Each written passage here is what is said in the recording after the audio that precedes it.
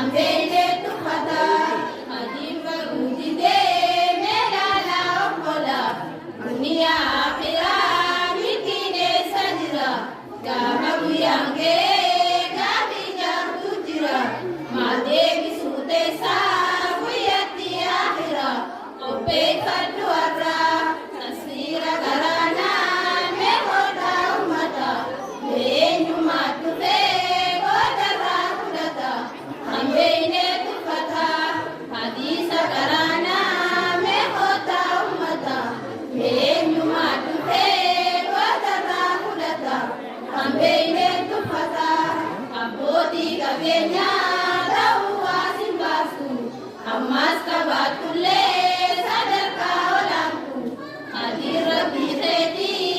dirala kisu naluma irama jara chujipitu mubira na hunda hakila hubata tasira karana mehota umata enyu majuke kodara kudata kambele tufata hadisa karana mehota umata enyu majuke kodara kudata kambele tufata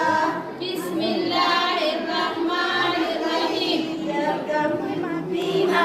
rabbi hamada gabuti ad-darsul awwal darsin dura ad-darsul awwal darsin dura suratul ikhlas surah ikhlas suratul ikhlas surah ikhlas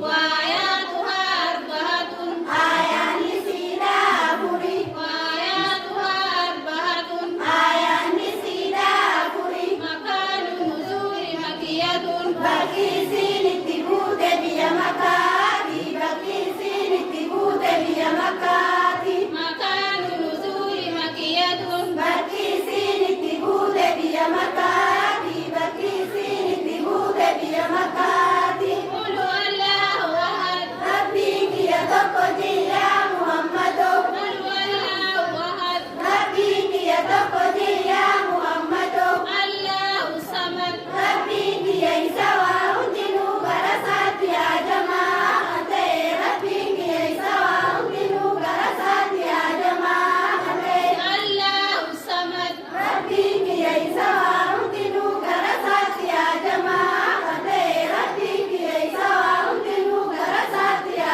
jamaate lam yalid wa lam yulad rabbi kiya indalesi indala tamnesi rabbi kiya indalesi indala tamnesi lam yalid wa lam yulad rabbi kiya indalesi indala tamnesi rabbi kiya indalesi indala tamnesi wa lam yakul lahu kufuwan ahad sharif ni tokole ni samintane sharif ni tokole ni samintane wa lam yakul lahu kufuwan ahad sharif ni tokole ni samintane sharif ni tokole ni samintane tasira garana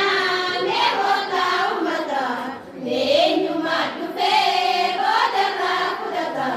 hambene tufata hadisa garana mehota umata menyu matupe godara kudata hambene tufata jakamni sida wani suratun dufatu